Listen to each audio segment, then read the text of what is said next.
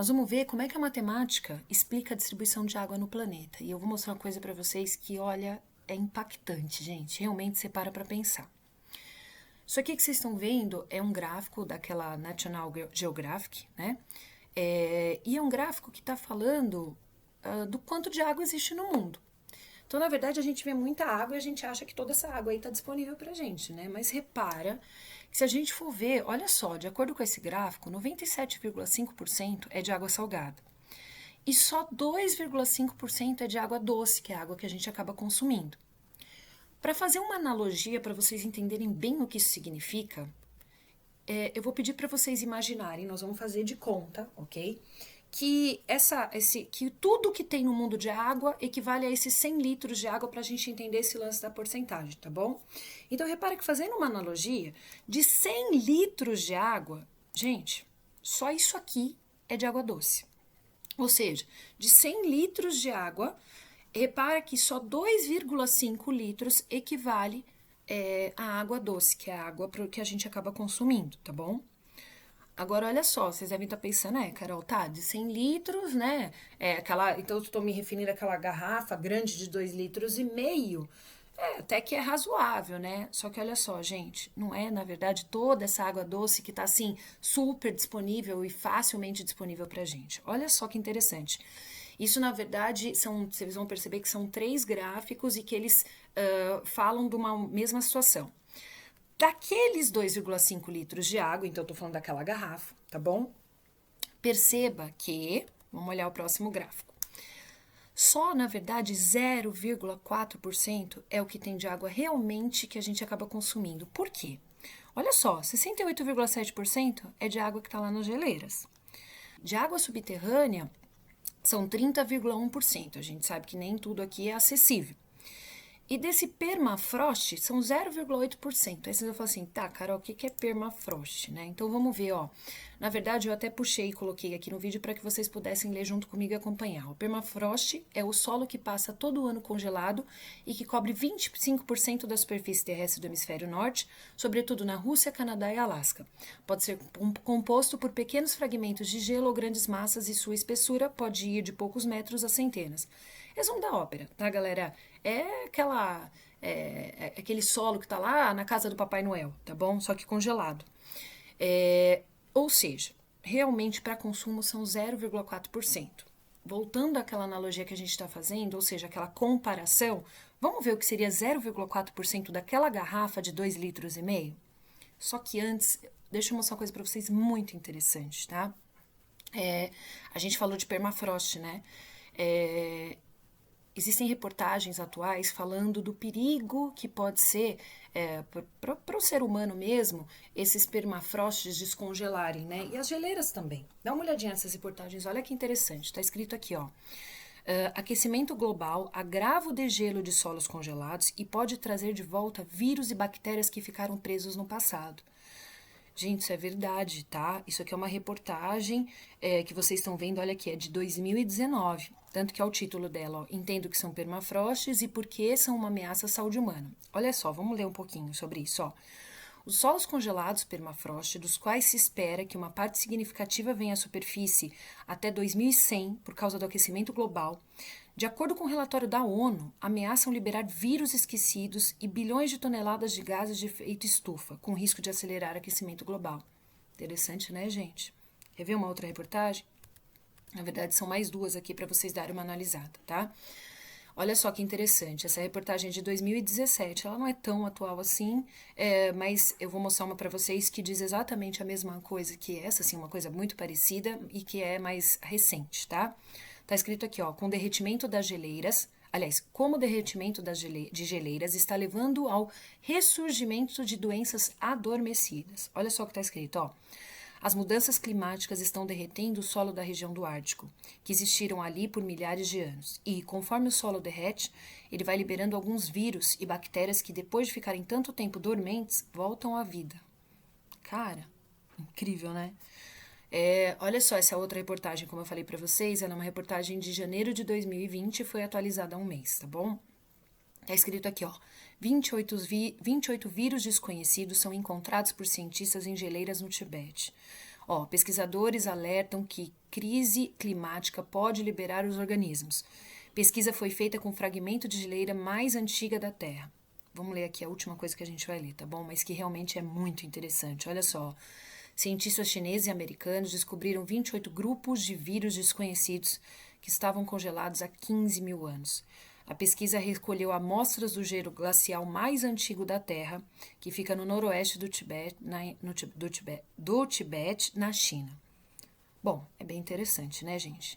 Então, voltando lá ao nosso tema. Vamos ver, então, daquela garrafa, que a gente está fazendo aquela comparação, de 2,5 litros, quanto seria 0,4%, que é o que realmente é de fácil acesso para a gente, tá bom?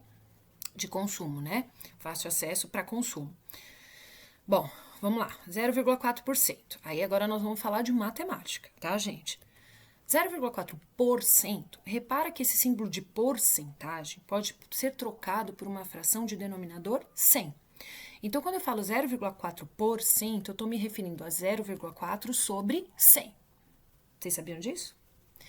E aí, eu vou ter que calcular quanto que é 0,4% dessa garrafa de 2,5 litros, porque é ela que eu estou usando para a gente comparar, tá?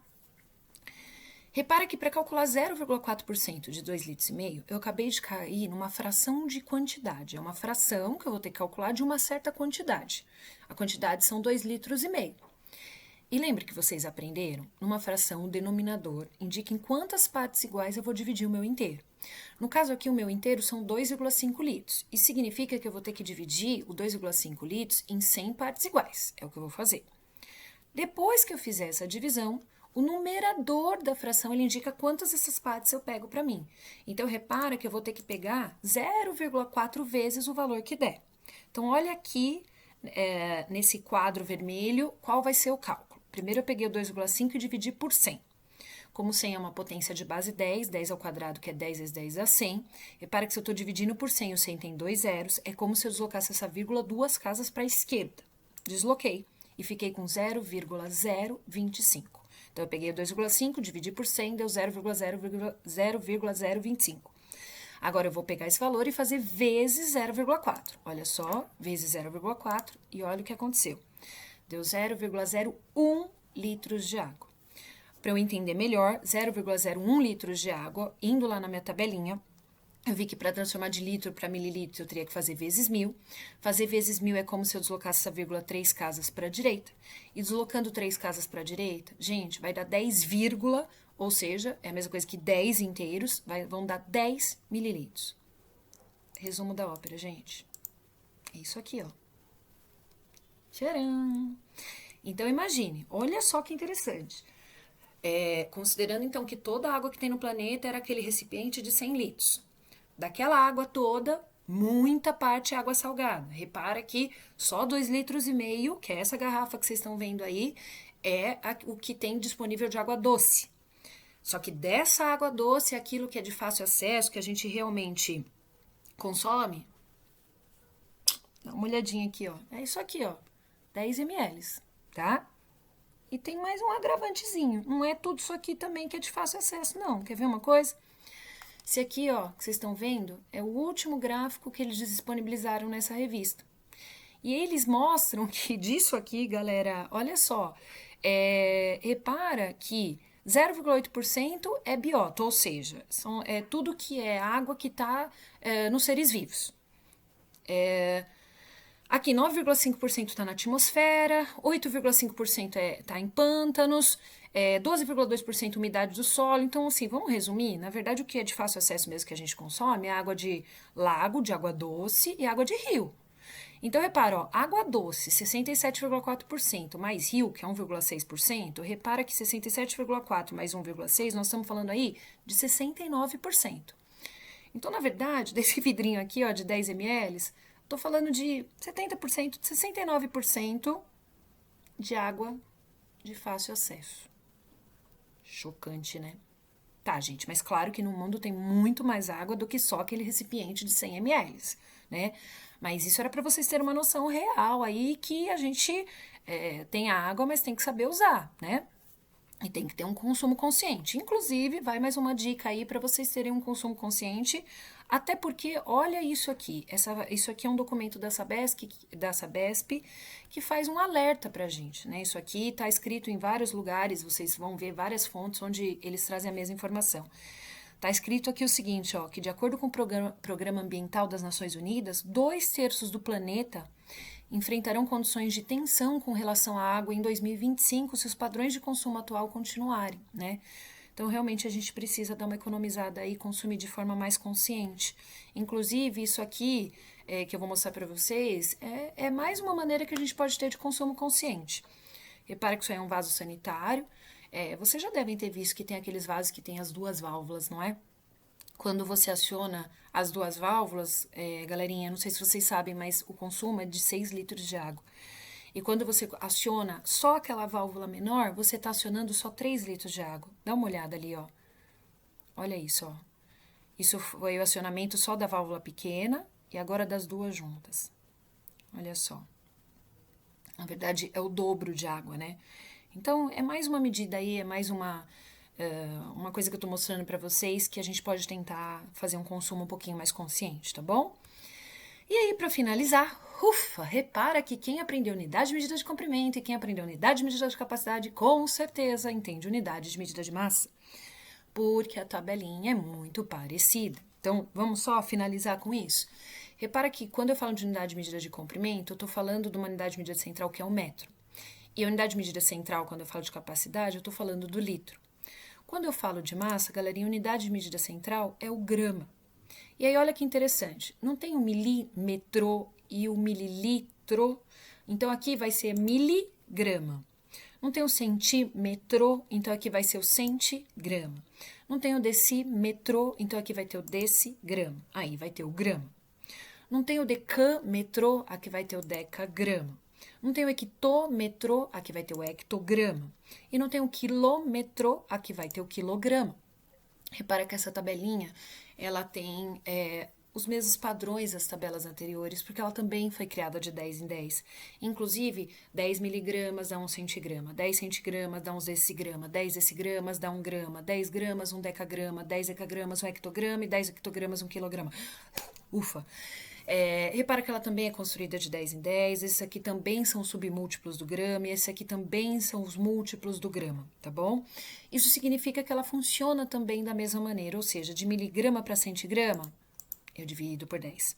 De centigrama para decigrama, divido por 10. De decigrama para grama, eu divido por 10. De grama para decagrama, eu divido por 10. De decagrama para hectograma, divido por 10. E de hectograma para quilograma, divido por 10.